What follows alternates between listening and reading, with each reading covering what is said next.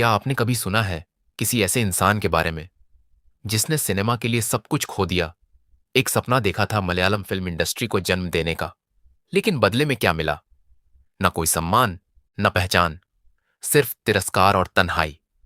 ये कहानी है उस शख्स की जिसने पहला कदम रखा और पीछे रह गया। नाम था जेसी डेनियल, और यही है भारतीय सिनेमा की सबसे दुखद मगर सबसे प्रेरक कहानी, जो आपको आज तक किसी ने नहीं बताई। आज की अनसुनी दास्तान है मलयाली सिनेमा की शुरुआत करने वाले जेसी डेनियल की, जिन्होंने सिनेमा बनाने का इकलौता सपना पूरा करने के लिए अपना सब कुछ दांव पर लगा दिया। सालों की मेहनत से यह सपना तो साकार हुआ, लेकिन एक फैसले से इस सपने ने भयावह रूप ले लिया। वो फैसला था जातिवाद को नकार कर एक दलित लड़की को फिल्म में हीरोइन बना लेना। इस फैसले की सजा उन्हें समाज ने दी। गांव के इकलौता थिएटर जला दिया। इससे बच निकले तो गुमनामी में रहने के लिए जद्दोजहद करनी पड़ी। सालों बाद उन्हें मलयाली सिनेमा का पितामह कहा गया, लेकिन तब तक काफी देर हो चुकी थी। आज केरल का सबसे बड़ा अवार्ड जेसी डेनियल के नाम है। हालांकि जीते जी कभी उन्हें वो सम्मान नहीं मिल सका जिसके वो हकदार थे। आज के इस वीडियो में सुनिए और देखिए मलयाली सिनेमा को बनाने और तराशने वाले जेसी डेनियल के सपने की अधूरी कहानी, जिसने उनकी जिंदगी बर्बाद कर दी। 26 फरवरी 1900 को त्रावणकोर, तमिलनाडु में जेसी डेनियल का जन्म हुआ। बचपन से ही जेसी डेनियल अपने गांव में होने वाले नाटक देखकर बेहद खुश हुआ करते थे। पढ़ाई में अव्वल थे और समय से आगे की सोच रखते थे। 1913 में जेसी डेनियल को पता चला कि बॉम्बे में किसी दादा साहेब फाल्के नाम के आदमी ने सिनेमा की शुरुआत की है, जिसे सुनकर वो बेहद खुश हुए। उनमें खुद भी लिखने और अपनी बात समझाने की वो कला थी कि महज 15 साल की उम्र में पहली बुक लिखी, जिसका नाम था Indian art of fencing and sword play. गांव से ही स्कूली शिक्षा लेने के बाद उन्होंने त्रिवेंद्रम के महाराजा कॉलेज से पढ़ाई पूरी की। प्रोग्रेसिव इंडिया में कई बड़े बदलाव हो रहे थे, लेकिन सबसे ज्यादा चर्चा थी सिनेमा की। जेसी डेनियल समझ चुके थे कि आने वाले कुछ ही सालों में सिनेमा पूरे देश में मनोरंजन का सबसे बड़ा जरिया होगा। इसी सोच के साथ उन्होंने खुद फिल्म बनाने का फैसला कर लिया, क्योंकि उस समय तक केरला में सिनेमा का नामोनिशान तक नहीं था। वो सिनेमा से जुड़ी बारीकियां सीखने सीधे मद्रास यानी चेन्नई पहुंच गए, जहां सिनेमा की शुरुआत हो चुकी थी। 1917 में मद्रास में ही साउथ की पहली टॉकीज खुली थी। 2013 में जेसी डेनियल पर फिल्म सेल्यूलॉइड बन चुकी है, जिसमें पृथ्वीराज सुकुमारन ने उनका रोल प्ले किया था। फिल्म को एक नेशनल अवार्ड समेत 7 केरला स्टेट फिल्म अवार्ड मिले हैं। जिस भी स्टूडियो गए वहां से भगा दिया गया। किसी से मदद मांगी तो बेइज्जती के साथ सिर्फ निराशा ही मिली। मद्रास से सही जानकारी न मिलने पर वो बॉम्बे चले गए, जो सिनेमा का केंद्र था। कुछ स्टूडियो ने जब अंदर आने से रोका तो जेसी डेनियल ने तरकीब लगाई। वो खुद का परिचय केरल से आए एक स्कूल टीचर के रूप में करवाते थे, जो अपने स्टूडेंट्स को सिनेमा के बारे में सिखाना चाहता है। उनके इस झूठ से उन्हें स्टूडियो में एंट्री तो मिली, लेकिन वो कुछ खास सीख नहीं सके। वो वापस केरला लौट आए और लगातार father of India cinema Dada Saheb Phalke को खत लिखने लगे। कई महीनों के इंतजार के बाद आखिरकार एक दिन उन्हें जवाब मिल गया। जवाब में उन्हें पता भेजकर बॉम्बे बुलाया गया। उन्होंने तुरंत सामान बांधा और सीधे इस बड़े सफर पर निकल पड़े। दादा साहेब फाल्के से हुई उनकी मुलाकात सफल साबित हुई। उन्होंने जेसी डेनियल को न सिर्फ शूटिंग की बारीकियां सिखाईं, बल्कि उन्हें जरूरी इक्विपमेंट्स और कुछ गाइड बुक खरीदने के लिए सही जगह बताई। अब मलयाली सिनेमा की शुरुआत करने के लिए जेसी डेनियल के सामने आर्थिक संकट था। उनके पास महंगा कैमरा खरीदने, सेट बनाने और लोगों को हायर करने के पैसे नहीं थे। ऐसे में उन्होंने अपनी पुश्तैनी जमीन बेच थी। एकड़ों की जमीन के उस जमाने में जेसी डेनियल को 4 लाख रुपए मिले थे, जो एक बड़ी रकम थी। जमा किए हुए पैसों से उन्होंने बॉम्बे से एक कैमरा मंगवा लिया। जेसी डेनियल के घर की तस्वीर। छोटे से स्टूडियो में हुई पहली मलयाली फिल्म की तैयारी। 1926 में जेसी डेनियल ने केरल में the Travancore national picture studio बनाया। यह स्टूडियो आज भी त्रिवेंद्रम के पत्तों के पास पब्लिक सर्विस कमीशन ऑफिस के पास है। आखिरकार वो अपना सपना पूरा करने के बेहद करीब थे। नए नए बने स्टूडियो के एक छोटे से कमरे में बैठकर जेसी डेनियल ने अपनी फिल्म की स्क्रिप्ट तैयार कर ली, जिसे नाम दिया गया द लॉस्ट चाइल्ड। पत्नी और कुछ करीबियों ने समझाया कि गांव में इंग्लिश नाम कैसे चलेगा, तो उन्होंने फिल्म का नाम विगता कुमारम कर लिया।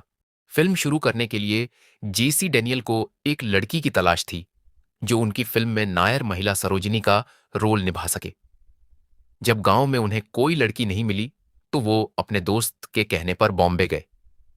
बॉम्बे में उनकी मुलाकात एंग्लो इंडियन एक्ट्रेस मिस लाला से करवाई गई, जो कई माइथोलॉजिकल फिल्मों में रानी या देवी का रोल कर चुकी थीं। काफी मिन्नतों के बाद वो ये रोल करने के राजी तो हुई, लेकिन कुछ खास शर्तों पर। पहली शर्त थी कि उन्हें हर एक दिन शूटिंग करने के 100 रुपए मिले। उन्हें बॉम्बे से केरल आने की फर्स्ट क्लास टिकट दी जाए। जेसी डेनियल के पास न इतनी बड़ी रकम थी, न उन्हें शर्तें मंजूर थीं। इसके बावजूद उन्हें अपने सपनों की फिल्म शुरू करने के लिए न चाहते हुए भी मांग पूरी करनी पड़ी। जेसी डेनियल ने तुरंत उन्हें 10,000 रुपए दिए और फर्स्ट क्लास की टिकट करवाकर साथ आने के लिए राजी कर लिया। त्रिवेंद्रम स्टेशन में जब मिस लाला के लिए तांगा बुलाया गया, तो वो मोटर गाड़ी की डिमांड करने लगी। उनका कहना था कि वो एक हीरोइन हैं और मामूली तांगे में नहीं बैठेंगी। त्रिवेंद्रम जैसे छोटे से गांव में मोटर गाड़ी मिलना असंभव जैसा था। इसके बावजूद उन्होंने पैलेस से गाड़ी मंगवाकर उन्हें स्टूडियो पहुंचाया। मिस लाला ने जैसे ही देखा कि उनके रुकने का इंतजाम स्टूडियो में है, तो उन्होंने गाड़ी से उतरने से इनकार कर दिया। शर्त रख दी कि अगर फिल्म में काम करवाना है तो शाही पैलेस में ठहरने का इंतजाम करवाओ।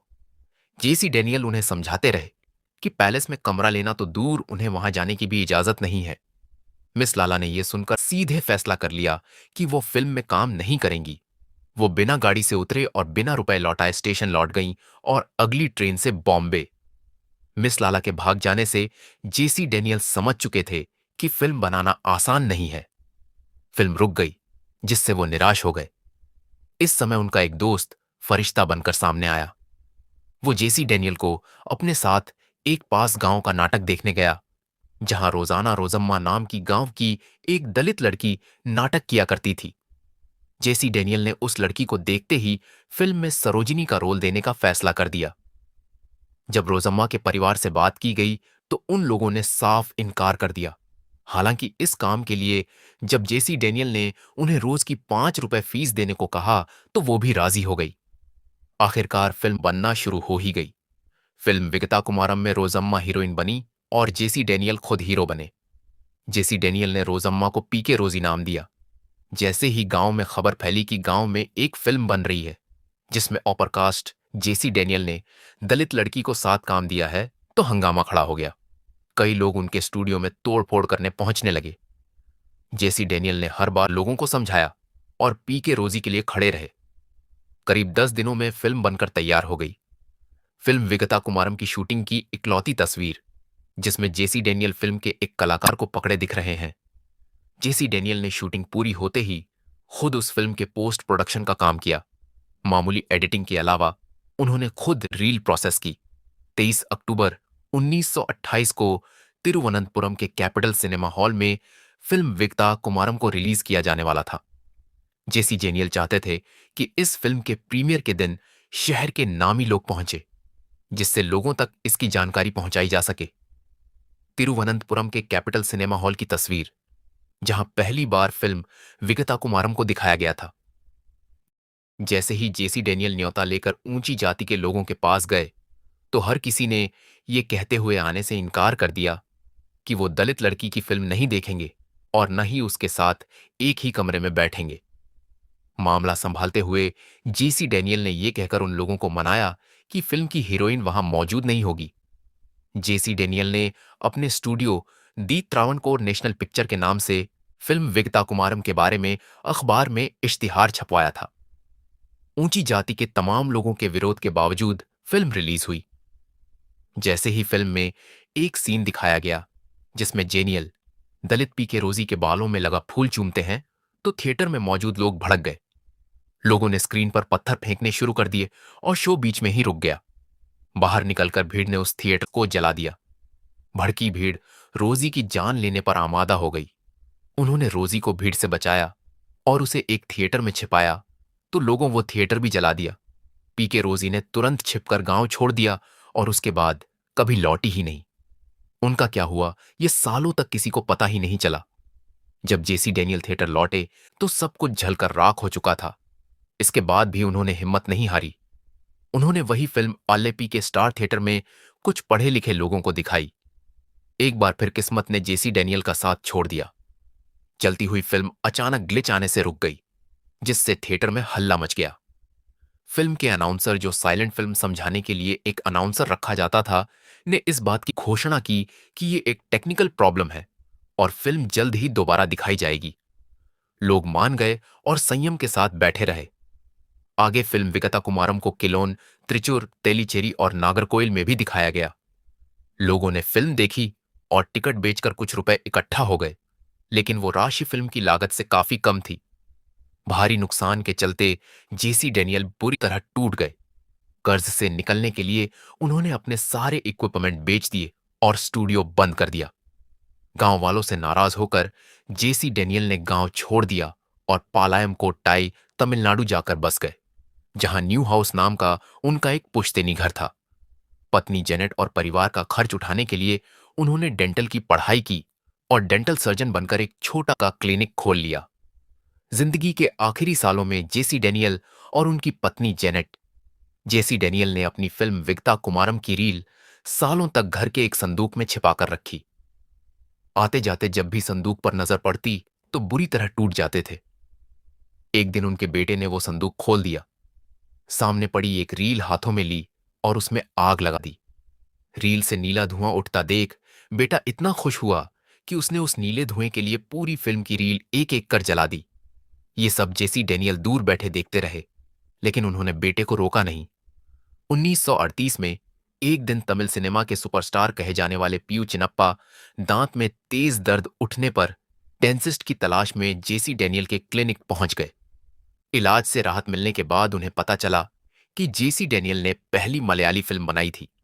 उन्होंने मदद का आश्वासन देकर उन्हें पुदुकोट्टई बुलाया और उनसे अपनी फिल्म बनवाई।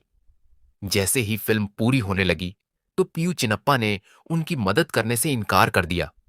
जब आर्थिक तंगी से जेसी डेनियल को घर चलाना मुश्किल हुआ तो उन्होंने केरल सरकार से एक आर्टिस्ट होने के नाते पेंशन की मांग की, लेकिन उनकी मांग को यह कहते हुए खारिज कर दिया गया कि वो केरल नहीं बल्कि तमिलनाडु में जन्मे हैं। सालों बाद 1960 में जर्नलिस्ट चेलंगट गोपाल कृष्ण ने अपने आर्टिकल और किताबों में जेसी डेनियल के संघर्ष की दास्तान बयां कर यह साबित किया कि उन्होंने ही मलयाली सिनेमा की नींव रखी थी। हालांकि सरकार ने इस बात को भी ये कहकर खारिज कर दिया कि जेसी डेनियल मलयाली नहीं है। अगर उन्हें पेंशन चाहिए तो उन्हें तमिलनाडु सरकार से अपील करनी होगी। जर्नलिस्ट गोपाल कृष्ण ने उनके लिए कैंपेन किया और आखिरकार सरकार से उनका हक दिलवाया।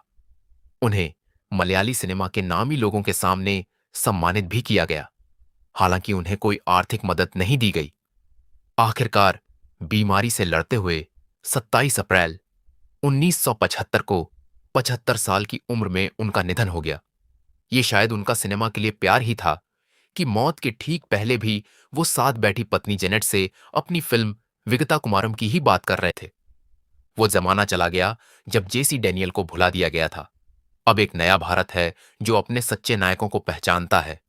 वो अकेले लड़े, लेकिन आज हम सब मिलकर उनकी कहानी को जिंदा कर सकते हैं, क्योंकि सिनेमा सिर्फ मनोरंजन नहीं, ये एक क्रांति है और जेसी डेनियल उस क्रांति के पहले सिपाही थे।